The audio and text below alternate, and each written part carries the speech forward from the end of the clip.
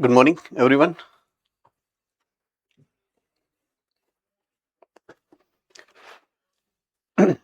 તો ઔષધ ક્ષેત્ર એટલે કે મેડિકલ નું જે ફિલ્ડ છે એની અંદર આપણે બાયોટેકનોલોજીનો ઉપયોગ કઈ રીતે કરી શકીએ એનું એક ઉદાહરણ આપણે સમજ્યા છીએ કે જેની અંદર જનીન ઇજનેરી ઇન્સ્યુલિન આપણે કઈ રીતે ઉત્પન્ન કરીએ એના વિશે વાત કરેલી છેલ્લે હતી એમ. તો ઇલી લિલી નામની સંસ્થા અમેરિકાની અને દુનિયાની સૌથી મોટી ફાર્માસ્યુટિકલ કંપની એણે આપણા જે ઇન્સ્યુલિન છે એની અંદર જોવા મળતા બે પેપ્ટાઇડ એ અને પેપ્ટાઇડ બી એને કૃત્રિમ રીતે સંશ્લેષિત કરી બે અલગ અલગ પ્રકારના યજમાન બેક્ટેરિયાઓની મદદથી ઇકોલાઈની મદદથી બે અલગ અલગ બે અલગ અલગ પોલીપેપ્ટાઇડ એ અને પોલીપેપ્ટાઇડ બી નું સ્વતંત્ર સંશ્લેષણ નિપજ તરીકે મેળવું અને આ બંને શૃંખલાઓને ડાઇસલ્ફાઇડ બંધથી જોડી અને કૃત્રિમ માનવ ઇન્સ્યુલિનનું ઉત્પાદન કર્યું, જેનું નામ હ્યુમ્યુલિન એવું રાખવામાં આવ્યું હતું જે તે સમયે. આટલી વાત આપણે છેલ્લે સમજ્યા છીએ. ઓકે, હવે આમાં કોઈને કઈ તકલીફ? ઓકે, જનીન થેરાપી વિશે આઈ થિંક સો આપણે કોઈ વાત કરી નથી અને આજે આપણે જનીન થેરાપી વિશે વાત કરવાના છીએ. હવે થેરાપીનો મતલબ ગુજરાતીમાં સારવાર થાય. જનરલી શું હોય કે તમને કોઈ રોગ લાગુ પડ્યો હોય, તમે ડોક્ટર પાસે જાઓ એટલે ડોક્ટર તમને કોઈ સિરપ અથવા તો કોઈ ટેબ્લેટ દવા સ્વરૂપે આપે છે જે સારવાર માટે તમે લ્યો છો. અહીંયા એ દવા નથી લેવાની, અહીંયા એ સિરપ નથી લેવાનું, અહીંયા ઇન્જેક્શન નથી લેવાનું, અહીંયા તમારે જનીન લેવાના છે. બરાબર છે? જનીન લેવાના છે સારવાર માટે. ઓકે, હવે અહીંયા એક સૌથી સ્પષ્ટપણે જે આપણે સમજવું પડે એ જ સમજવું પડે કે જનીન તમે ત્યારે જ સારવાર તરીકે લઈ શકો જ્યારે ખામી જનીનની હોય. રેડી? એટલે પહેલું જે આપણે સમજવાનો મુદ્દો અહીંયા છે જનીન થેરેપીમાં એ એવી છે, આ મુદ્દો એવો છે કે આ સારવાર અથવા તો આ થેરેપી ત્યારે વાપરવામાં આવે છે જ્યારે આનુવંશિક ખામીથી આ વ્યક્તિ અથવા તો જનીનની વિકૃતિથી કોઈ વ્યક્તિ પીડાતો હોય ત્યારે. બરાબર છે? આટલું સમજાણું કે નહીં? હવે બે રીતે થઈ શકે. કાં તો જન્મજાત ખામીઓ એટલે કે જ્યારે એ જન્મ લે છે ત્યારથી જ એનામાં એ જનીનની વિકૃતિ થઈ શકે. બીજો ઓપ્શન શું હોય કે દાખલા તરીકે કોઈ એક વ્યક્તિ છે, કોઈ એવા વાતાવરણની અંદર એ પોતાની જાતને રાખે છે કે જ્યાં કોઈ ભૌતિક અથવા તો કોઈ રાસાયણિક એવું કારક છે કે જે જનીનોને વિકૃત કરી દે છે. દાખલા તરીકે કોઈ એવા રસાયણ છે કે જેની ફેક્ટરીમાં એ વ્યક્તિ કામ કરે છે.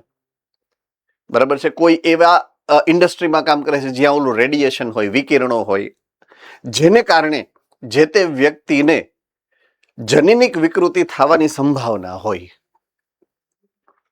તો કાં તો જન્મની સાથે વિકૃતિ હોય અથવા તો જન્મ થયા પછી પુખ્ત વયે પણ થઈ શકે. બે પ્રકારની શક્યતાઓ હોય છે અને બંનેમાં આ જનીનની સારવાર થઈ શકે છે. હવે આ સારવારમાં કરવાનું શું હોય? સિમ્પલ લોજિક સમજાવું તમને. દાખલા તરીકે કોઈ એક વ્યક્તિ છે, હું એક ઉદાહરણથી સમજાવું. કોઈ એક વ્યક્તિ છે કે જેને આ ચામડીનું કેન્સર થયું છે, કોઈ એક જગ્યાએ પર્ટિક્યુલર આ જગ્યાએ થયું છે, આપણે એવું માની લઈએ અહીંયા કેન્સર છે, બાય મિસ્ટેક ભૂલથી થઈ ગયું છે, જનીનિક ખામી થઈ તો જ કેન્સર થાય. આપણે અગાઉ ભણી ગયા છીએ કેન્સરમાં. બરાબર છે? કેન્સર પોતે એક જનીનિક ખામીનું જ પરિણામ છે. કેવા જનીનની ખામી થાય? જે કોષ વિભાજનને નિયંત્રિત કરે છે એવા જનીનની ખામી. કોને યાદ આવી ગયું છે? ગુડ. તો અહીંયા આ પેશી એવી છે કે જ્યાં એ જનીન વિકૃતિ પામ્યું છે. હવે આપણે શું કરવાનું છે? ઇન્જેક્શનની અંદર, આઈ રિપીટ, ઇન્જેક્શનની અંદર 3 વસ્તુ નાખવી પડે. એક રિસ્ટ્રિક્શન ઉત્સેચક. શું નાખવાનું છે? રિસ્ટ્રિક્શન ઉત્સેચક. શું કરે? એ જ્યારે ઇન્જેક્શનથી તમે અંદર નાખો એટલે ઓલું જે જનીન છે ને વિકૃતિ વાળું, એને કોઈ ચોક્કસ જગ્યાએથી કાપી નાખે. ઇન્જેક્શનની અંદર બીજો જે પોઈન્ટ તમારે નાખવાનો હોય, બીજું જે મુદ્દો નાખવાનો હોય, એ છે સારું સાચું વિકૃતિ રહિત જનીન. જૂનું જે વિકૃતિ થઈ ગયેલું જનીન કાઢ્યું તો એની જગ્યાએ પાછું સાચું જનીન પણ નાખવું પડશે ને. એટલે સામાન્ય જનીન. અને ત્રીજું, એને જોડવા માટે લાઇગેઝ નામનો ઉત્સેચક. સમજાય છે કે નહીં? તો આ ત્રણ વસ્તુનું કોમ્બિનેશન જે તે પેશીને એની સારવાર આપવામાં આવે, એની પ્રક્રિયા કરાવવામાં આવે, જેને કારણે થાય શું? એ પેશીની અંદર આ રિસ્ટ્રિક્શન એન્ડોન્યુક્લિયેઝ વિકૃત જનીનને કાઢી નાખશે, એની જગ્યાએ સારા અને સાચા જનીનોને લાઇગેઝ જોડી આપશે. એટલે આપમેળે આ જે ખામી છે એનું નિરાકરણ આવી શકે. ચાલો, કોને સમજાઈ ગયું છે? આ સામાન્ય સિદ્ધાંત છે જે મેં તમને મગજની અંદર એકદમ ક્લિયર કર્યો. હવે આપણે ટેક્સ્ટબુકની ભાષાને સમજવાનો પ્રયત્ન કરીએ જનીન થેરપીમાં. રેડી? ચાલો, પોઈન્ટ નંબર 1 મેં જે તમને સમજાવ્યું એ કે જો કોઈ વ્યક્તિ આનુવંશિક રોગની સાથે જન્મે છે તો શું આ રોગ માટે કોઈ ઉપચાર વ્યવસ્થા છે? અત્યાર સુધી નહોતી, અત્યારે છે. હા. બીજું, જનીન થેરેપીમાં એવી પદ્ધતિ સમાવિષ્ટ છે કે જેનાથી કોઈ બાળક કે ભ્રૂણની અંદર નિદાન કરવામાં આવેલ જનીન ક્ષતિઓ એટલે કે વિકૃતિઓ એના માટે સુધારો કરવામાં આવે છે. મેં તમને સમજાવ્યું એ રીતે. જેમાં રોગની સારવાર માટે જનીનોને વ્યક્તિના કોષોમાં કે પેશીઓમાં પ્રવેશ કરાવવામાં આવે છે.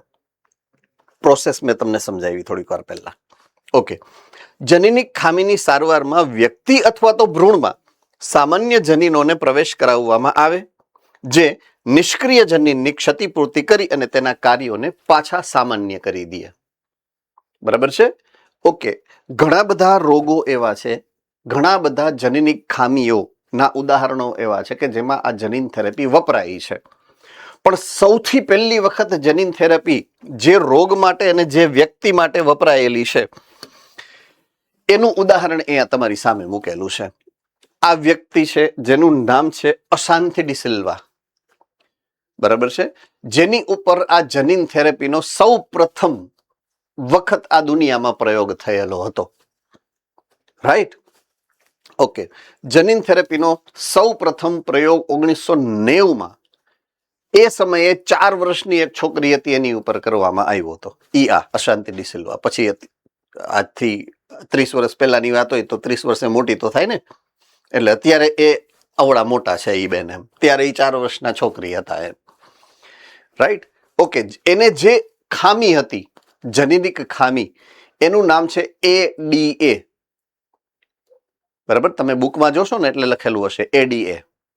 એનું આખું નામ તમે જુઓ, એડેનોસાઇન ડીએમિનેઝ ની ખામી છે આ. આઈ રિપીટ, એડેનોસાઇન ડીએમિનેઝ ની ખામી છે. ઓકે. હવે આ શું છે? એડેનોસાઇન ડીએમિનેઝ છે શું? એ એક ઉત્સેચક છે. શું છે? એક ઉત્સેચક. શું કામ કરશે આ ઉત્સેચક?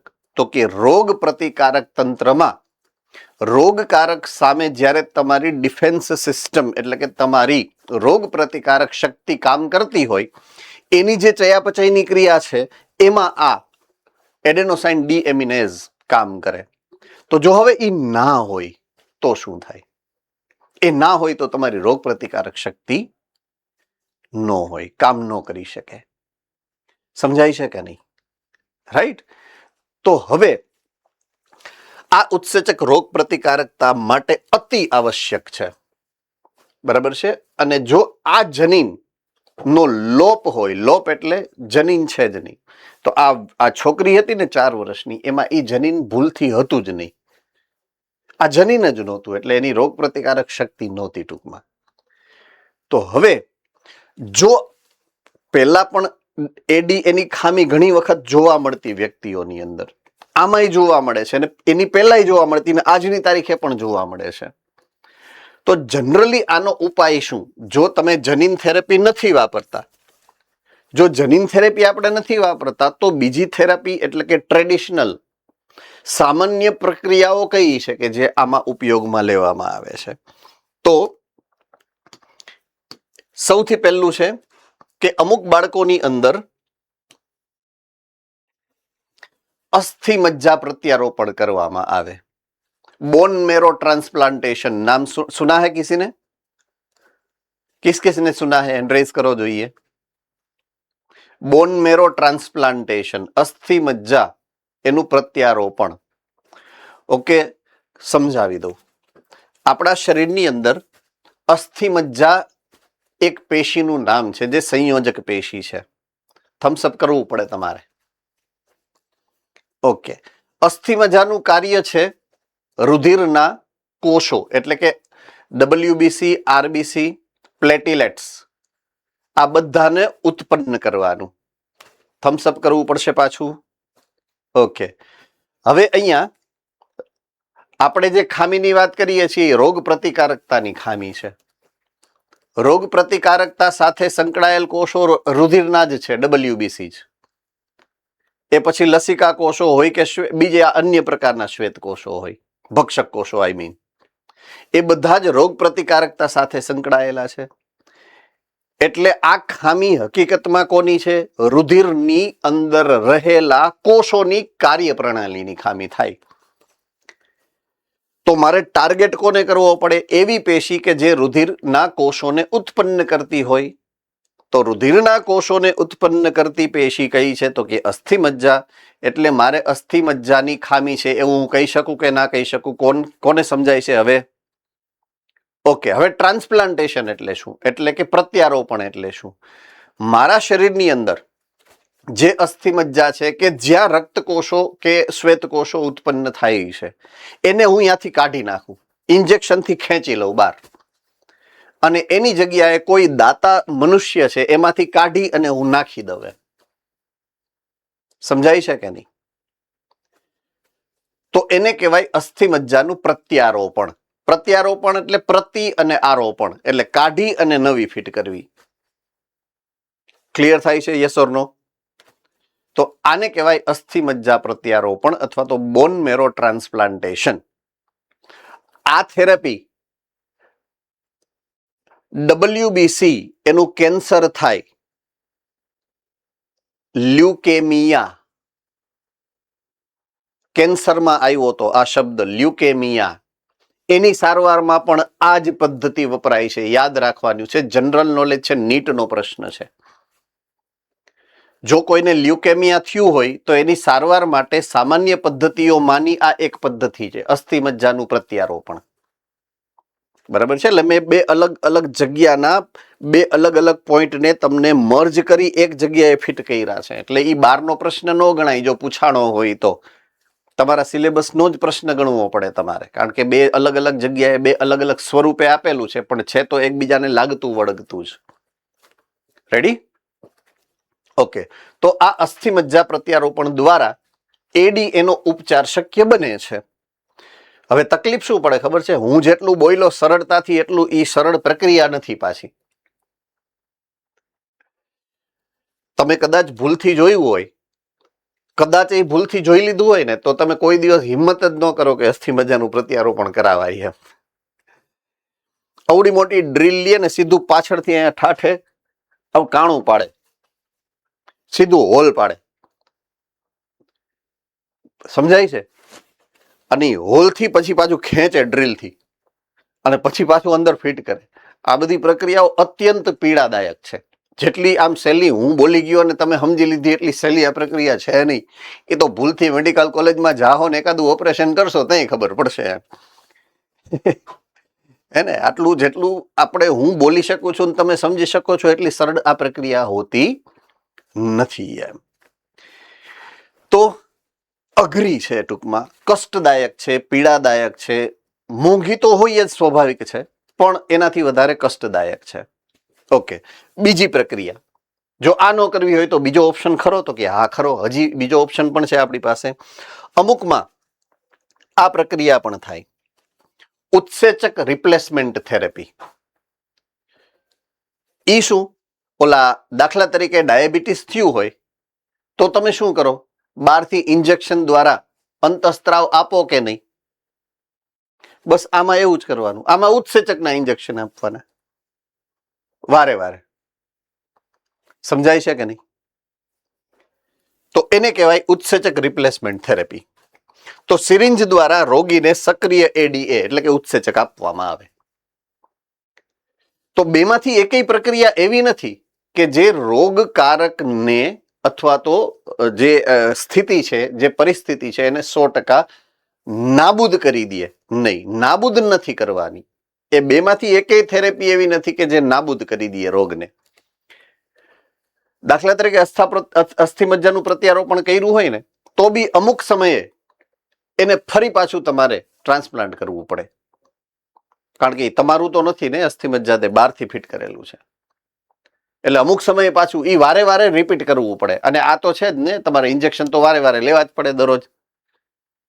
એટલે કાયમી નાબૂદ નથી કરી શકતું. એટલે આપણે આની જરૂર પડી હવે, જનીન થેરેપીની. જનીન થેરેપી એવી વ્યવસ્થા છે કે જે જનીનને પરમેનન્ટલી બદલી નાખે છે. સમજાય છે? હવે એમાં પણ જનીન થેરેપીમાં પણ જો આપણે જોઈએ તો બે પ્રકારની જેને કહેવાય ને કે થેરેપીમાં બે પ્રકારની વ્યવસ્થા થઈ શકે.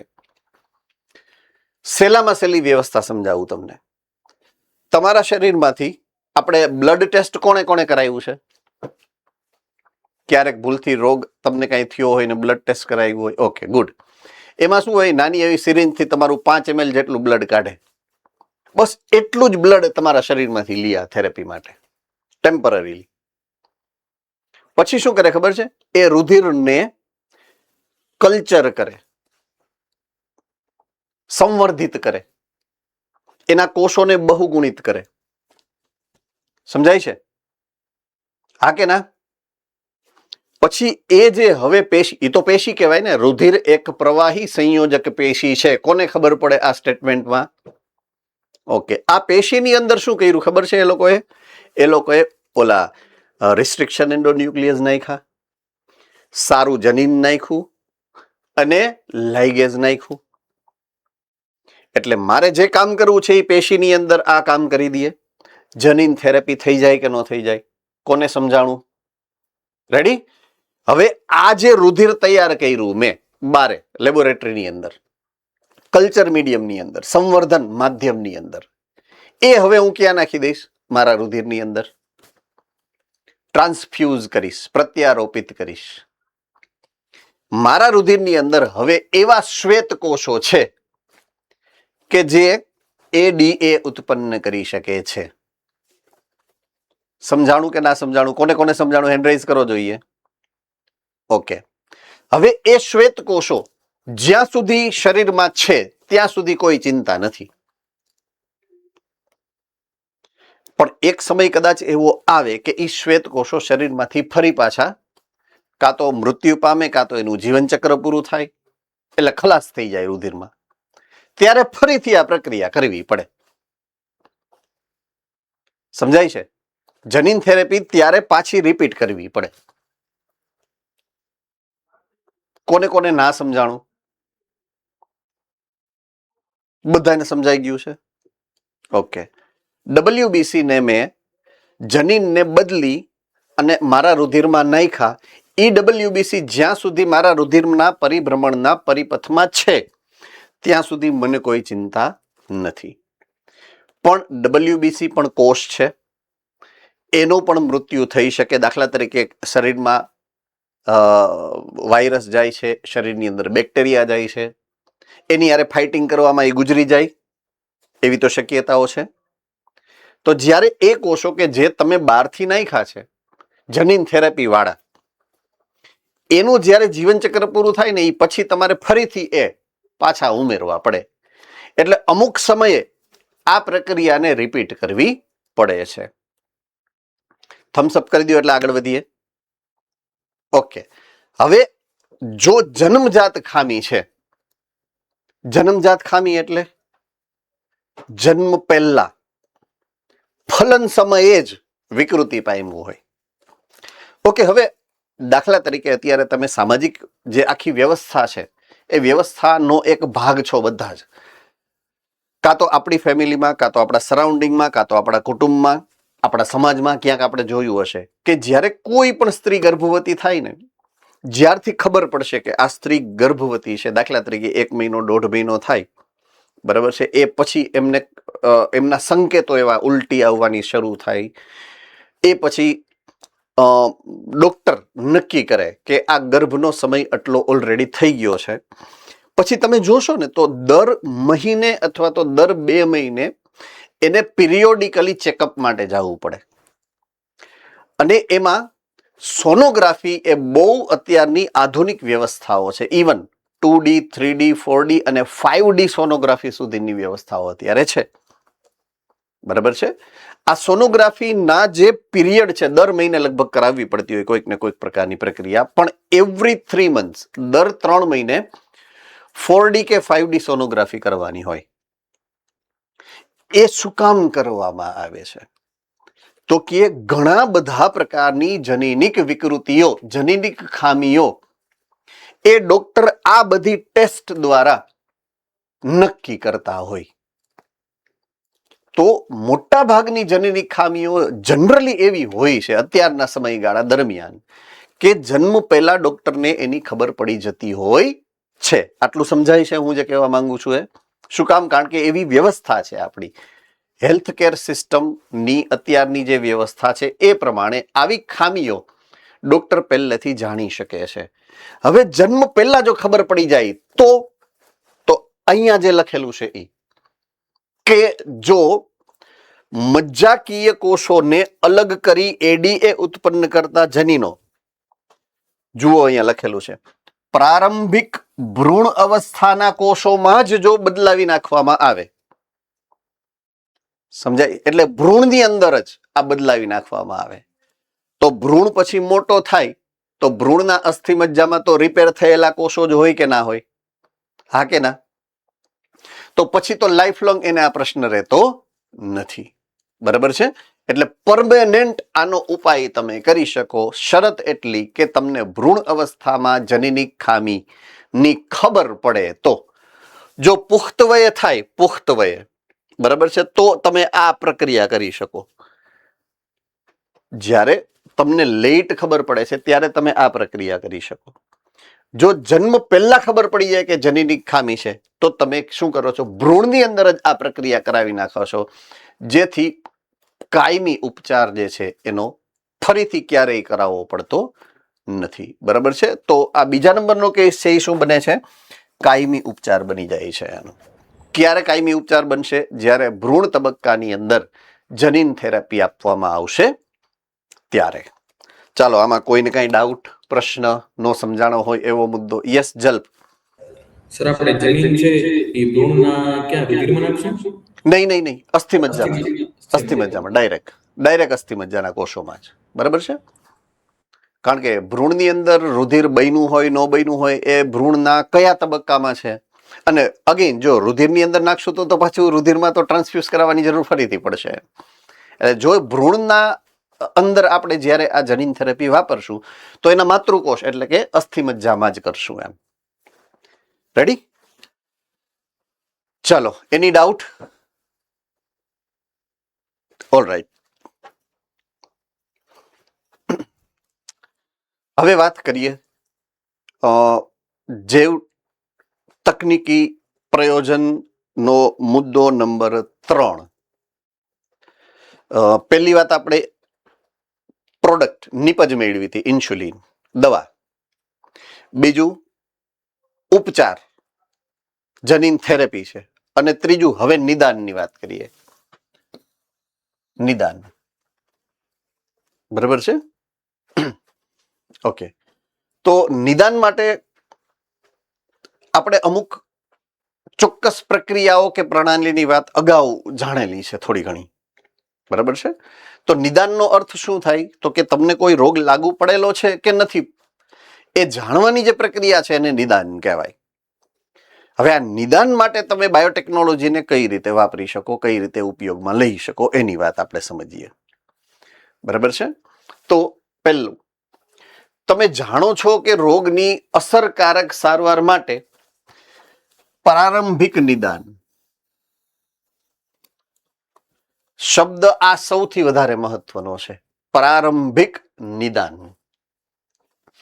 અને રોગ દેહ ધર્મ વિદ્યા એટલે કે પેથોફિઝિયોલોજી, જ્યારે રોગ થાય તો કયા પ્રકારની દેહ ધાર્મિક ક્રિયાઓ બદલાય છે તમારી, અને બદલાયેલી દેહ ધાર્મિક ક્રિયામાં કઈ રીતે પ્રક્રિયાઓ થાય છે. દાખલા તરીકે તમને જ્યારે બેક્ટેરિયા કે વાયરસનું ઇન્ફેક્શન થાય કોઈ પણ જગ્યાએ, શરૂઆતમાં શું થાય? થોડોક થાક લાગે, માથું દુખે. પછી બીજા ફેઝમાં શું થાય? તાવ આવે. આ સામાન્ય લક્ષણ છે. શરદી થાય તો આવું જ થાય. બરાબર છે? વાયરસની શરદી થાય તો એવું જ થાય, બેક્ટેરિયાની શરદી થાય તો એવું જ થાય, ગમે એ થાય. પ્રારંભિક લક્ષણો સમાન હોય. તો એ શું છે? એને કહેવાય આ રોગ દેહ ધર્મ વિદ્યા, પેથોફિઝિયોલોજી. એ સમજવું પડે. એ શું છે? પ્રારંભિક રોગનું નિદાન. એને કારણે તમને ખબર પડે કે તમને કાંઈક રોગ થયો છે. સામાન્ય ટેમ્પરેચર 37 રહેતું હોય ને 38, 39 થયું એટલે સમજી જવું પડે આપણે. એ લાંબા સમય 2 કલાક, 3 કલાક, 4 કલાક પછી સમજવું પડે કે આપણને તાવ આવ્યો કહેવાય આને. તો એ શું છે? તાવ આવવો, રોગ દેહ ધર્મ વિદ્યા. દેહ ધાર્મિક ક્રિયાને ઓલ્ટર કરી અને બદલી છે. શું કામ બદલી હશે? કારણ કે તમને કોઈકનો ચેપ લાગેલો છે. તો એ જાણવું જરૂરી છે. પણ શબ્દ જે આપ્યો છે ને એ છે પ્રારંભિક નિદાન. પ્રારંભિક નિદાનનો અર્થ શું કાઢવો પડે? શરૂઆતના સમયમાં જ જો એનું નિદાન કરો તો તમારી સારવાર ટૂંકી થઈ જાય. બરાબર છે? પણ અમુક સમય વયો ગયો ને પછી તમે સારવાર શરૂ કરો એટલે એ રોગ તમારા શરીરમાં વ્યાપી ગયો હોય. કેન્સરમાં આવ્યું હતું આવું, કોને કોને યાદ આવી ગયું? રાઈટ? તો ત્યારે તમારે એનો ઉપચાર કરવો થોડોક પ્રમાણમાં અઘરો પણ પડી શકે. તો પ્રારંભિક નિદાન કરવું જરૂરી છે. ઓકે, આરડીએનએ ટેકનોલોજી એટલે કે biotechnology. Polymerase chain reaction, PCR. કોને કોને યાદ આવી ગયા? બે શબ્દ, બે ટેકનોલોજી પરફેક્ટલી યાદ આવી ગયું છે. ઓકે. ત્રીજું, અલાઇઝા, એન્ઝાઇમ લિંક્ડ ઇમ્યુનોસોર્બન્ટ એસે. આ 3 પ્રક્રિયાઓ એવી છે કે જેનો ઉપયોગ આપણે નિદાન માટે કરીએ છીએ. બરાબર છે? આ ત્રણેય શબ્દો પહેલા આવી ગયેલા છે. આરડીએનએ ટેકનોલોજી શું છે એ આપણને ખબર છે. બરાબર છે? પોલિમરેઝ ચેન રિએક્શન, પીસીઆર શું છે એ આપણને ખબર છે. અને ત્રીજું, એન્ઝાઇમ લિંક્ડ ઇમ્યુનો સોર્બન્ટ એસે શું છે એ આપણને ખબર છે. એમાંથી હું બીજા નંબરની પ્રક્રિયા એટલે કે પીસીઆર ની વાત કરી દઉં તમને. બરાબર છે? પીસીઆર નું ઉદાહરણ તમને આપી દઉં. તો લોકડાઉન જ્યારે થયેલું, કોરોના વાયરસના સંક્રમણની જે સમયગાળો હતો ત્યારે જે નિદાન પદ્ધતિ વપરાતી એનું નામ હતું આરટીપીસીઆર. આ જ તમારું ઉદાહરણ છે. બરાબર છે? આ જ ઉદાહરણ છે. તો 3 માંથી એક તો આપણે જોયું છે કદાચ આપણા ઘરમાં કે આજુબાજુમાં. આરટીપીસીઆર નામની એક નિદાનની પદ્ધતિ. સેજ પણ તાવ આવે ને, ડોક્ટર સીધું રિપોર્ટમાં લખી દે કે આરટીપીસીઆર કરાય આવો. એ આરટીપીસીઆર, આ પીસીઆર. આરટીપીસીઆર એટલા માટે કે એ મશીનનું નામ છે રિયલ ટાઈમ મશીન, એટલે રિયલ ટાઈમ પીસીઆર. પીસીઆર કરતું મશીન આરટીપીસીઆર નો રિપોર્ટ આવતો એમ. ક્લિયર થઈ ગઈ વાત આખી? હા કે ના? તો 3 પ્રકારની પ્રણાલીનો ઉપયોગ આપણે સામાન્ય રીતે આણ્વિક નિદાન માટે કરતા હોઈએ છીએ. આરડીએનએ ટેકનોલોજી, પીસીઆર અને અલાઇઝા. અલાઇઝા પણ આવી ગયું છે આગળ, એન્ઝાઇમ લિંક્ડ ઇમ્યુનોસોર્બન્ટ એસે. બરાબર છે? તો એની વાત પણ આપણે અગાઉ કરી ચૂક્યા છીએ. તો એ જ અહીંયા તમને આ આરટીપીસીઆર નું જે મશીન જે છે તમારી સામે મૂક્યું છે આ, અને આ નીચે પીસીઆર ની ટ્યુબ એટલે આની અંદર જે મશીનની અંદર નાખવાની જે ટ્યુબ હોય ટેસ્ટ ટ્યુબ ઈ આ છે, બરાબર છે. એટલે આ પીસીઆર નું જ ઉદાહરણ તમારી સામે શેર કરેલું છે. ઓકે, રોગકારક બેક્ટેરિયા અથવા તો વાયરસ એની હાજરીથી સામાન્ય રીતે આપણે ત્યારે જ વાકેફ થઈએ જ્યારે એના દ્વારા ઉત્પન્ન થતા રોગના લક્ષણ જોવા મળે. તાવ આવે પછી આપણને ખબર પડે, સમજાય છે કે નહીં? અથવા તો ઉધરસ આવવાની શરૂ થાય પછી ખબર પડે કે નહીં. આપણને સામાન્ય હું એકાદ બે ઉધરસ આવે ને ત્યારે આપણને એમ થાય કે હોય બહારથી કંઈક આપણા શરીરમાં એવું કંઈક ધૂળ ધુમાડો ગરી ગયો હોય છે તો આપણને એલર્જી હશે. એટલે આપણે શરૂઆતના સમયમાં બહુ જાજુ માનપાન ન આપીએ, ટૂંકમાં ઇગ્નોર કરીએ. આપણે એવું કહીએ ને, સેજ થાક લાગ્યો હોય તો એ તો ઇટ્સ ઓકે, થાક લાગ્યો હોય છે. એમ બહુ વંચાઈ ગયો ને આપણે તો હું વાંચીએ બહુ ને જાજુ એમ, એટલે આપણે એવું વિચારી લઈએ કે જાજુ વંચાઈ ગયો હશે ને એટલે માથું દુખે છે એમ, અથવા તો થાક લાગ્યો હશે એમ. એટલે આપણે ઇગ્નોર કરીએ. પછી બીજે દિવસે જ્યારે તાપમાન વધી જાય ને અને હાડકા આમ ધ્રુજવા માંડે ને પછી ખબર પડે કે નહીં હવે આ તાવ આવી ગયો વ્યવસ્થિત એમ. એટલે એ પછી બીજો દી આવી ગયો એમ. પહેલા જ દીએ જ્યારે તમને સેજ પણ અસર થઈ હતી, ઇવન તમે નહીં, હું મારી એવી જ હાલત હોય, હું એ જ વિચારું ને કે હાલો ભાઈ 2 લેક્ચર વધારે લેવા ગયા હશે, દુખતું હશે માથું, એમાં શું છે એમ. પણ એ પ્રારંભિક લક્ષણ છે. આપણને ક્યારે ખબર પડે કે આપણે ઇન્ફેક્ટેડ થયા છીએ? હવે એ તીવ્ર ગતિનો ચેપ આવી જાય ત્યારે. તો જ્યારે તેના દ્વારા ઉત્પન્ન થતા લક્ષણ જોવા મળે ત્યારે જ આપણને ખબર પડે કે આપણે બીમાર થયા છીએ, ત્યાં સુધી નહીં એમ. હવે એ સમય સુધીમાં રોગકારકની સંખ્યા શરીરમાં ઘણી બધી વધી ચૂકી હોય, બરાબર છે. જ્યારે બહુ ઓછી સંખ્યા બેક્ટેરિયા કે વાયરસની આપણા શરીરમાં હોય ત્યારે રોગના લક્ષણ દેખાતા જ ન હોય. એટલે આપણને ખબર જ ન પડે કે અંદર રોગકારક છે કે નહીં, બરાબર છે. તો ત્યારે એની ઓળખ મેળવવા માટે આપણને મદદ કોણ કરશે? પીસીઆર. એવા સમયે પણ તમને એ કહી શકશે કે તમારી અંદર રોગકારક છે, જેનું ધ્યાન તમારે રાખવું પડે એવું છે. સમજમાં આ રહી એ બાત? યસ ઓર નો? તો આ એની અગત્યની ખાસિયત છે કે હાવ શરૂઆતનો સમય હોય ને જ્યારે આપણા શરીરમાં રોગકારક પ્રવેશી ગયો છે, લક્ષણ નથી દેખાતા, એ સમયે પણ રુધિરનું સેમ્પલ લઈ અને તમે કદાચ પીસીઆર કરો ને તો તમને ખબર પડી જાય કે ભાઈ તમારા શરીરમાં રોગકારકની હાજરી છે. તો એ કેના દ્વારા? ન્યુક્લિક એસિડના પ્રવર્ધન દ્વારા. પીસીઆર નું કામ શું છે? Polymerase chain રિએક્શનનું. ડીએનએ અથવા તો આરએનએ 1 માંથી 2, 2 માંથી 4, 4 માંથી 8, 8 માંથી 16, 16 માંથી 32, 30 વાર રિપીટ કરો એટલે અબજોની સંખ્યામાં થઈ જાય. ક્લિયર થાય છે? યાદ આવી ગયું ને પીસીઆર વખતે મેં તમને સમજાવેલું? તો એ શું થઈ ગયું? ન્યુક્લિક એસિડનું પ્રવર્ધન. ડીએનએ હોય કે આરએનએ હોય, પ્રવર્ધન એટલે ડબલ કરવું, વૃદ્ધિ કરવી. ક્લિયર થઈ ગયું? એના દ્વારા તમને નક્કી કરી શકો કે તમારા શરીરની અંદર ઇન્ફેક્શન કેટલું છે. હવે પહેલી જ સાયકલની અંદર ડબલ તરત જ આવી ગયું રિપોર્ટમાં પોઝિટિવ, બીજી સાયકલમાં, ત્રીજી સાયકલમાં, ચોથી સાયકલમાં, 5મી, 20 સાયકલ, 25મી સાયકલમાં આવ્યું, મીન્સ માંડ માંડ મળ્યું છે. હવે માંડ માંડ ક્યારે મળે? જ્યારે ઇન્ફેક્શન ઓછું હોય ત્યારે. સિમ્પલ. તરત ક્યારે મળે? જ્યારે ઇન્ફેક્શન વધી ગયું હોય ત્યારે. તો પીસીઆર તરત જ તમને સમજાવી દે કે ઇન્ફેક્શન વધારે છે કે ઇન્ફેક્શન ઓછું છે. ઓછું હોય ને તોય તમને 30મી સાયકલ સુધીમાં તો મળી જ જાય એમ. હોય તો હોવું જોઈએ. ડન છે? All right. આમાં કોઈ મુદ્દો ન સમજાણો હોય તો પૂછી શકો છો ફરીથી એક વખત.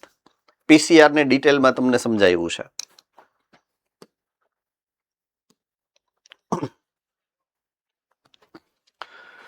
પીસીઆર એના ઉપયોગો કયા કયા છે? હવે આપણને બધી ખબર છે એટલે આપણે પાર્ટ ઓફ રિવિઝન જ થશે. જો પહેલું, સંભવિત એઇડ્સના દર્દીઓમાં HIV છે કે નહીં એ તમે જાણી શકો. રુધિરમાં એનું બહુગુણન કરો તો HIV છે કે નહીં, એટલે કે વાયરસ છે કે નહીં જાણી શકો કે ના જાણી શકો? રેડી? તો પીસીઆર નો ઉપયોગ HIV ના નિદાન માટે થાય છે. નીટનો પ્રશ્ન છે.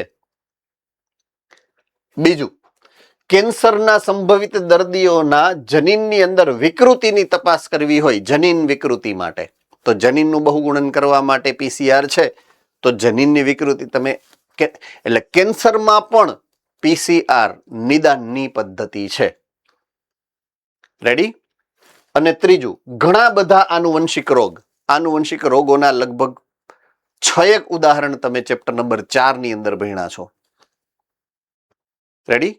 તો અન્ય જે આનુવંશિક રોગો છે એની જો તપાસ કરવી હોય તો પણ તમે PCR વડે કરી શકશો. તો 3 જગ્યાએ PCR નો નિદાન માટે ઉપયોગ થાય. મેં કીધું એમ નીટનો પ્રશ્ન. પહેલું એઇડ્સ, બીજું કેન્સર અને ત્રીજું આનુવંશિક રોગ. આ ત્રણેયના નિદાન માટે PCR નો ઉપયોગ આપણે કરી શકીએ છીએ. PCR ની ક્રિયાવિધિ જે તમને ઓલરેડી ખબર છે. આખી મશીન સાથે પ્રક્રિયાને તમે સમજી ચૂક્યા છો. શું કરે જુઓ, એકલ શૃંખલામય DNA અથવા તો RNA સાથે આપણે કરવાનું છે શું, રેડિયો એક્ટિવ અણુ પ્રોબ જોડી અને કોષોના ક્લોન એટલે બહુગુણન, એમાં એની પૂરક શૃંખલાઓ બનાવી એટલે પૂરક DNA બનાવી સંકરિત કરવાનું છે. તમે જે નવી શૃંખલા બનાવશો એકમાંથી 2, તો એ બીજી જે શૃંખલા બનશે ને એ રેડિયો એક્ટિવ શૃંખલા બનાવવાની હોય. તો જ તમને દેખાય ને કે પહેલી સાયકલમાં દેખાણું, બીજી સાયકલમાં દેખાણું, ત્રીજી સાયકલમાં દેખાણું, ચોથી સાયકલમાં તો દેખાય કેવી રીતના? ઓલા યુવી રેડિયેશન દ્વારા દેખાય. અલ્ટ્રાવાયોલેટ રેડિયેશન જ્યારે તમે એની ઉપર પસાર કરો ત્યારે દેખાય. એ મશીન જ બધું કરશે, તમારે કરવાનું કાંઈ નથી. કરે બધું મશીન. પણ એ મશીનમાં અલ્ટ્રાવાયોલેટ રેનો ઉપયોગ કરવો હોય તો સામે જે શૃંખલા બનવી જોઈએ એ કેવી બનવી જોઈએ? રેડિયો એક્ટિવ બનવી જોઈએ. રેડિયો એક્ટિવ ક્યારે બને? જ્યારે તમે PCR ના મશીનમાં જે ઓલા ન્યુક્લિયોટાઇડ નાખ્યા હતા, ટેક પોલિમરેઝ અને ન્યુક્લિયોટાઇડ, કોને યાદ આવી ગયું? ઓકે, એ ન્યુક્લિયોટાઇડ જે તમે નાખ્યા હતા એ કેવા નાખવાના હોય? Radio active. એટલે નવી શૃંખલા જે બને ને એ કેવી બને? Radio active. ડન છે? થમ્સઅપ કરો જોઈએ ફટાફટ. ગુડ. તો એને ઓટો રેડિયોગ્રાફી દ્વારા ઓળખવામાં આવે. મશીન એની રીતના જ ઓટો રેડિયોગ્રાફી કરે અને તમને કહી દે કે પહેલી સાયકલમાં, 5મી સાયકલમાં, 10મી સાયકલમાં, 15મી સાયકલમાં, 20મી સાયકલમાં, 25મી સાયકલમાં કે 30મી સાયકલમાં એ આવ્યું. ઓટો રેડિયોગ્રાફીના રીડિંગમાં હાજરી મળી ન મળે તો ચિંતા જ નથી. તો તમે ચેપ રહિત છો. સામાન્ય તાવ હોઈ શકે, થકાવટ હોઈ શકે, ટેન્શન હોઈ શકે પરીક્ષાનું. હવે તો હું તમારે ઓલી આવશે ને CBT, કોમ્પ્યુટર બેઝ ટેસ્ટ, હે ને? ક્લોન કે તેમાં વિકૃત જનીન જોવા મળે છે તે ફોટોગ્રાફિક ફિલ્મ પર દેખાતા નથી. કેમ? તો કે પ્રોબ તથા ઉત્પરિવર્તિત જનીન એકબીજાના પૂરક હોતા નથી. બરાબર છે? એવા ક્લોન કે જેમાં વિકૃત જનીન જોવા મળે છે નું આવે, મળે નહીં એવું, જેમાં વિકૃતિ નથી, એ તમને ફોટોગ્રાફિક પ્લેટમાં જોવા નહીં મળે. એમ શું કામ? કારણ કે એમાં વિકૃત જનીન છે જ નહીં.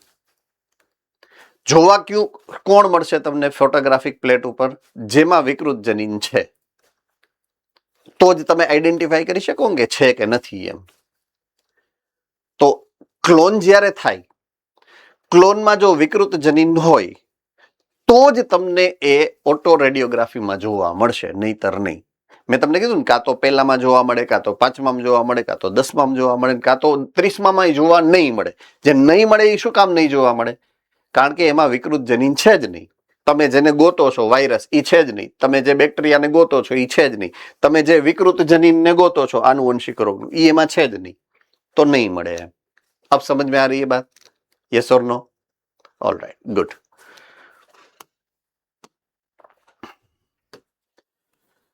હવે એક મુદ્દો એલાઇઝા વિશે પણ થોડીક માહિતી તમને આપી છે. અહીંયા તમે જોશો ને તો પેલું એન્ટીબોડીનું સ્ટ્રક્ચર તમારી સામે મૂક્યું છે. બરાબર છે? શું છે? એન્ટીબોડીનું સ્ટ્રક્ચર.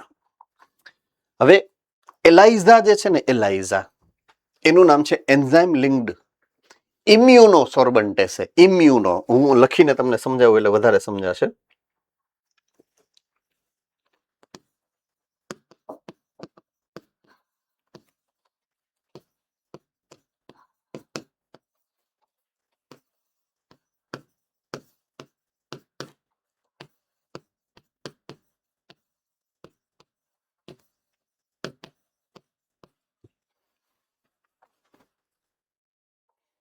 Right, okay. આનો અર્થ થાય આ કસોટી, બરાબર છે. ઓકે, આનો અર્થ થાય શોષણ, એબ્ઝોર્પ્શન, સોર્બન્ટ, બરાબર છે. ઓકે, ઇમ્યુનો નો અર્થ થાય છે પ્રતિકાર, એટલે કે પ્રતિકારક તંત્ર, ઇમ્યુન સિસ્ટમ, એના ઉપરથી આવ્યું. એન્ઝાઇમ ઉત્સેચક, લિંક્ડ એટલે જોડાણ,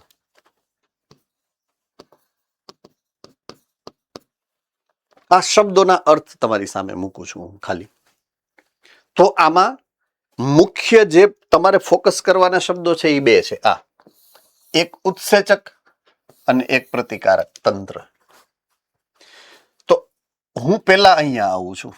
અહીં આના બે એલિમેન્ટ છે, એટલે કે બે ઘટક છે પ્રતિકાર તંત્રના. એક છે એન્ટીજન અને એક છે એન્ટીબોડી.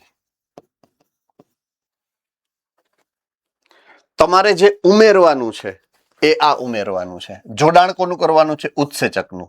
કોની સાથે? કાં તો એન્ટીજન અથવા તો એન્ટીબોડી સાથે.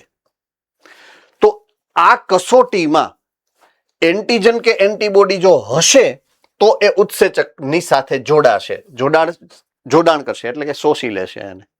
આપ સમજ में आ रही है बात पूरी? એટલે એ જે પ્રક્રિયા છે ને એ મૂળભૂત રીતે આ સિદ્ધાંત ઉપર કામ કરે છે. મૂળ સિદ્ધાંત કયો છે? Antigen antibody reaction. એમાં તમે નાખશો શું? વિશેષ ઉત્સેચક.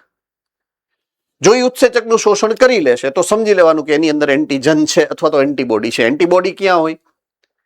મારા રુધિરમાં એન્ટીબોડી ક્યારે હોય? જ્યારે એન્ટીજન હોય તો જ. તો હું મારા શરીરમાં એન્ટીજનને ચેક કરું કે એન્ટીબોડીને ચેક કરું? મને તો ખબર પડી જ જાય કે ઇન્ફેક્શન છે કે નહીં. ક્લિયર થાય છે કે નહીં? હા કે ના? રેડી? તો બેમાંથી એકને મારે ચેક કરવાનો છે. કાં હું એન્ટીજનને ચેક કરીશ અથવા તો હું એન્ટીબોડીને ચેક કરીશ. બેયને ચેક કરવા માટે હું વાપરીશ શું? ઉત્સેચક. ઉત્સેચક કેવો હશે? Radio active. જો જોડાઈ જાય તો તરત રેડિયો એક્ટિવિટી થશે, ખબર પડી જશે મને. Done? Yes or no? Good. પાછો આવી જાઉં છું એલાઇઝા વિશે. જે તમને માહિતી તમારી બુકની અંદર આપેલી છે એની સાથે આપણે સંલગ્ન કરીએ, તમને જે મેં સમજાવ્યું. ઓકે, એલાઇઝા એન્ટીજન એન્ટીબોડીની પારસ્પરિક એટલે કે આંતરક્રિયાના સિદ્ધાંત ઉપર કામ કરે છે. Thums up. All right. Antigen જે પ્રોટીન છે, જે ગ્લાયકોપ્રોટીન છે. ગ્લાયકોપ્રોટીન એટલે કાર્બોદિત અને પ્રોટીનનું સંયોજન, જટિલ પ્રોટીન છે એ, બરાબર. એની હાજરી અથવા તો રોગકારક વિરુદ્ધ સંશ્લેષિત એન્ટીબોડી દ્વારા રોગકારક દ્વારા ઉત્પન્ન થતા સંક્રમણની ચકાસણી કરવામાં આવે છે. તો તમે ટાર્ગેટ કોને કરી શકો? જુઓ, કાં તો તમે એન્ટીજનને ટાર્ગેટ કરી શકો અથવા તો એન્ટીબોડીને ટાર્ગેટ કરી શકો, બેયને ટાર્ગેટ કરી શકો. રાઈટ? એની સાથે તમારે જોડવાનું શું હોય? ઉત્સેચક. ઉત્સેચક કેવો હશે? Radio active. જો જોડાય અને રેડિયો એક્ટિવિટી જોવા મળે, સમજી લેવાનું કે ઇન્ફેક્શન છે. જો ઇન્ફેક્શન હશે જ નહીં તો ઓલો રેડિયો એક્ટિવ ઉત્સેચક પોતાની રેડિયો એક્ટિવિટી દેખાડી જ શકે નહીં, કોઈની હારે જોડાય જ નહીં શકે. ડન છે? સો આવા સિદ્ધાંતથી આ એલાઇઝા કામ કરે છે.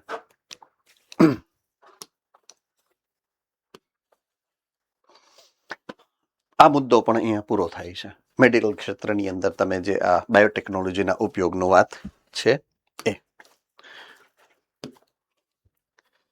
હવે આપણે છેલ્લા મુદ્દા ઉપર જઈએ છીએ.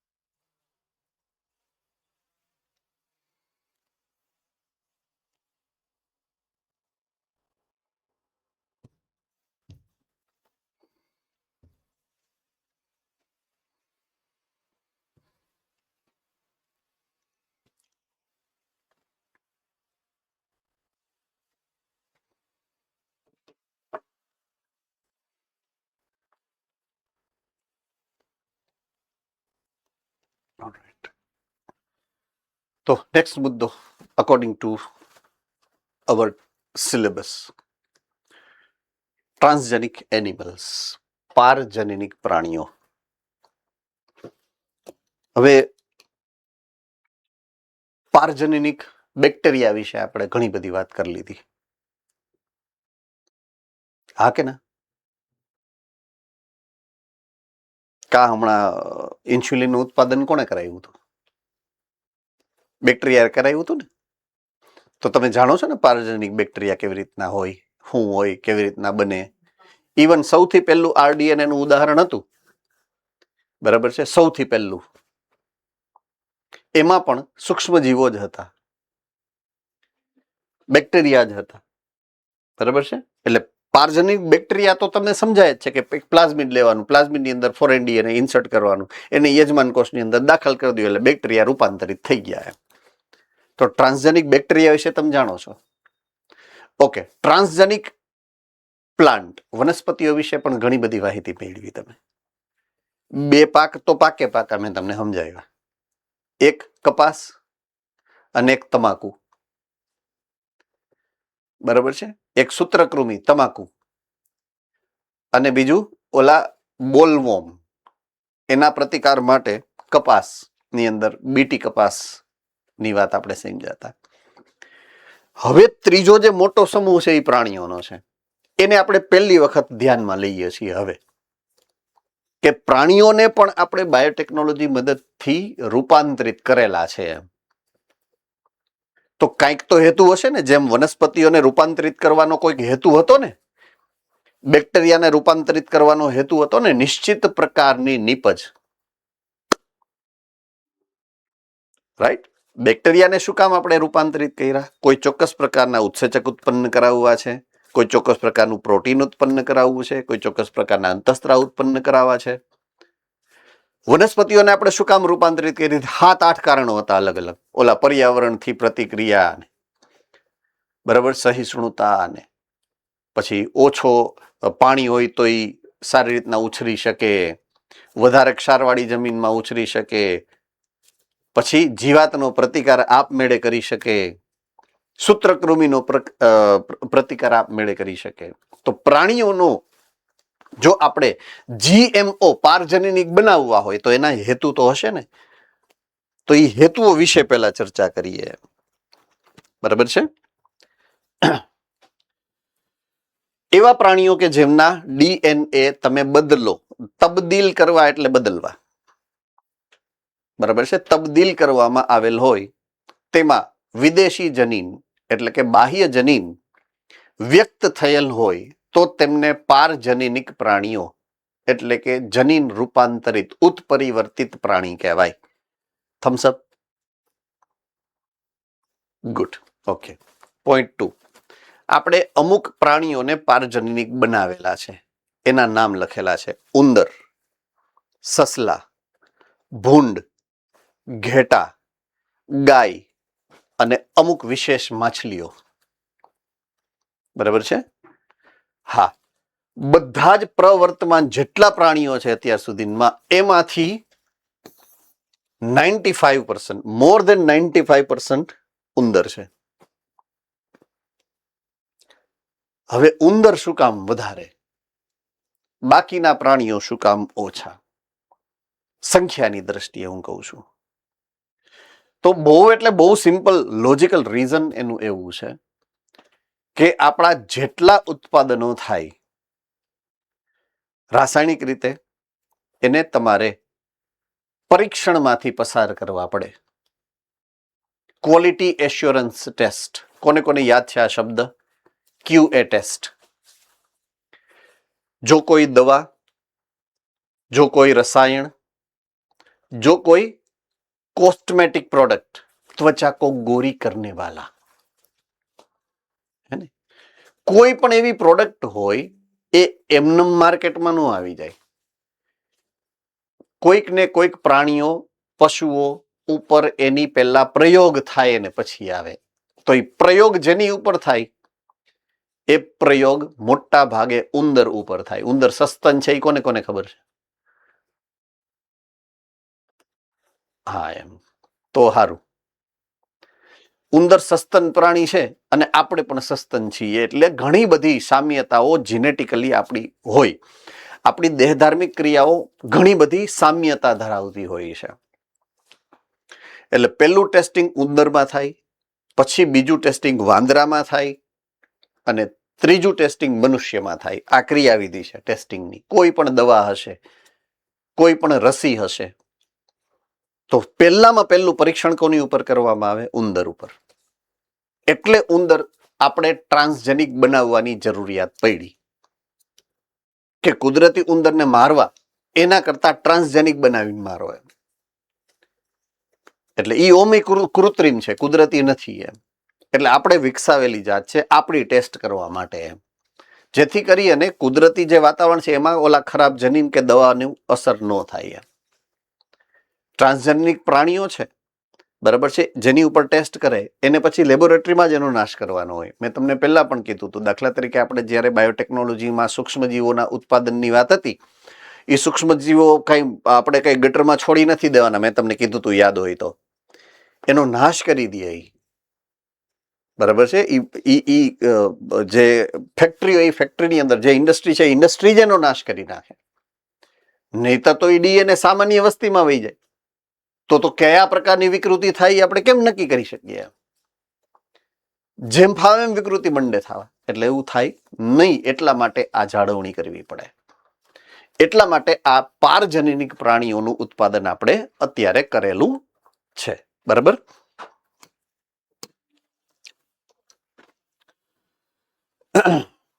ઓકે. પારજનનિક પ્રાણીઓથી આપણને શું ફાયદો થાય? હેતુઓ ટૂંકમાં આપણા કયા હેતુઓ છે કે જેથી આપણે પારજનિક પ્રાણીઓ બનાવીએ છીએ? નંબર 1, સામાન્ય દેહધર્મ વિદ્યા અને વિકાસમાં જનીનનું નિયંત્રણ શું એ જાણવા માટે.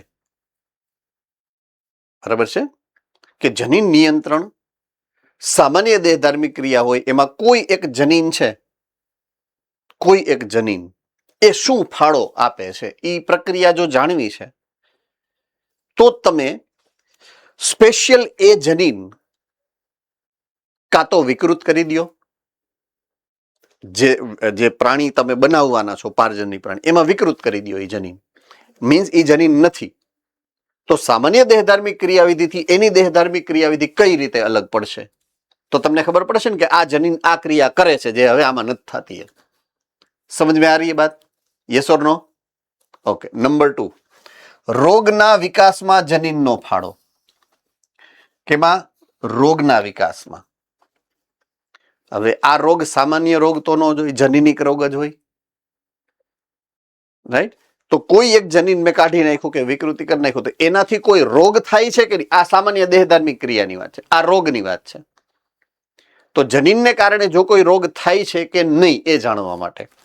ત્રીજું, કોઈ ચોક્કસ પ્રકારની જૈવિક નિપજ મેળવવા માટે.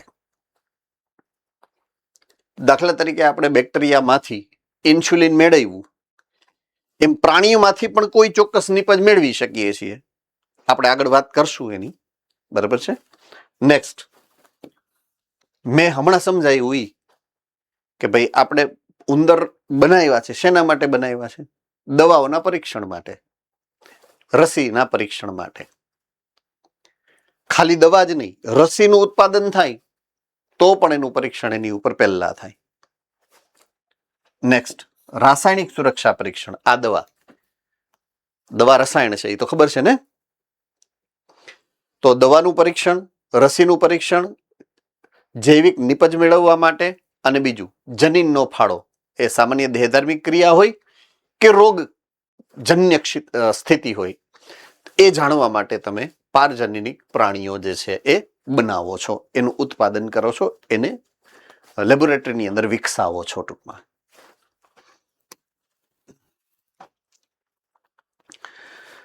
બધાયના અમુક અમુક ડિસ્ક્રિપ્શન આપેલા છે, પણ આજે એ થઈ શકશે નહીં, કારણ કે આ સમય આપણો પૂરો થઈ ગયો છે. એટલે આ પારજનનિક પ્રાણીઓના હેતુ આપણે સમજ્યા. દરેક હેતુનો એક એક ડિસ્ક્રિપ્શન, ઉદાહરણ આપેલું છે, જે આપણે આવતીકાલે સમજશું. આજે એ શક્ય નથી સમજાવવું, કારણ કે ઓલરેડી સમય આપણો પૂરો થઈ ગયો છે. તો પારજનનિક પ્રાણીઓના ઉત્પાદનના હેતુઓનું ડિસ્ક્રિપ્શન આપણે આવતીકાલે ધ્યાનમાં લેશું. બરાબર છે? યસ જલ્પ બેટા. સર આપણે મુર્ગી છે એના આપણે અંડાને આપણે સાયન્ટિફિકલી ચેન્જ કરીને એવા બનાવ્યા છે કે એમાંથી આગળ બચ્ચું ન થાય, એટલે અનફર્ટિલાઇઝ્ડ એક કર્યા છે આપણે એ લોકો એને. તો સર પછી એને વેજ ગણાય કે નોન વેજ ગણાય? ઘણા વર્ષોથી આ પ્રશ્ન બહુ કોમન પ્રશ્ન છે કે આ વેજ ગણાય કે નોન વેજ, એમ. બરાબર છે. સારો પ્રશ્ન છે, ગમ્યો મને, અને એક્સપ્લેન કરવાનું મને ગમશે એમ. જો આની સાથે ભાવનાત્મક વિશે જો હું વિચારું, ભાવનાત્મક રીતે, તો ડેફિનેટલી હું એને નોનવેજ, કારણ કે આપણી સોસાયટી એને નોનવેજ કહે છે, તો એ નોનવેજ જ છે. સાયન્ટિફિકલી વિચારું, સાયન્સ જે કહે છે એ એવું કહે છે કે એ તો એક સિંગલ કોષ છે. રાઈટ? કોષ છે, અને કોષને તમે ખાઓ, તો હવે એ પર્સનલી આપણે વિચારવાનું રહીએ કે એને હું વેજ ગણીશ કે નહીં ગણું. હા, લોકો એવું કહે છે કે તો તમે દૂધ જે પીઓ છો એ પણ પ્રાણીમાંથી જ આવે છે, જેમ ઈંડું આવે એ રીતના. પણ દૂધની અંદર કોષો નથી, ઈંડાની અંદર કોષ, ઈંડું પોતે કોષ છે એક. એટલે હું પર્સનલી એવું કહીશ કે યસ ઇટ ઇઝ નોનવેજ. હા, કોઈ પોતાની જાતને બચાવવા નહીં ને મારે ખાવું જ છે, આ નોનવેજ નથી એવું સાબિત કરીને, તો નોનવેજ નથી એમ, તો હું સ્વીકારી લઈશ કે yes it is okay. For you it is not a non veg, but for me it is. બરાબર છે? હું ચુસ્ત વૈષ્ણવ છું અને હું નથી ખાતો, સિમ્પલ. મારો ધર્મ મને ના પાડે છે. ઇટ ડઝ નોટ મીન કે જેના ધર્મમાં ખાવાની છૂટ છે એને ન ખાવું જોઈએ. બરાબર? સૌ પોતાની પર્સનલી જે બાઉન્ડ્રી છે એ બાઉન્ડ્રીની અંદર, મારી બાઉન્ડ્રીમાં સ્વીકાર્ય નથી, તમારી બાઉન્ડ્રીમાં સ્વીકાર્ય છે, ઇટ ઇઝ ઓકે. એનાથી મને કોઈ પરહેજ હોવો પણ ના જોઈએ, કારણ કે આ તો દુનિયા છે. દુનિયામાં બે વસ્તુ શક્ય છે, પોઝિટિવ એનર્જી પણ છે, નેગેટિવ એનર્જી પણ છે, હકારાત્મકતા છે, સકારાત્મક છે, માંસાહાર પણ છે અને શાકાહાર પણ છે. બધાય જો શાકાહારી બની જશે ને તો તલવારું ઘાસ ફૂસ માટે પણ ઉડશે. એટલા માટેની આ વ્યવસ્થા છે કે માંસાહારી પણ છે લોકો અને શાકાહારી પણ છે લોકો, એટલે બેલેન્સ રહે છે એમ. એટલે એ કોઈ વસ્તુ ખરાબ છે ને કોઈ વસ્તુ સારી છે એ રીતે હું આને ત્રાજવામાં નહીં તોલું એમ. Ready? All right. Rajkot group.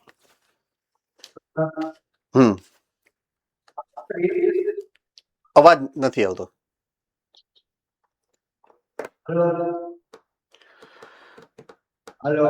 Yes, આવ્યો અવાજ. હાલો. દહીં.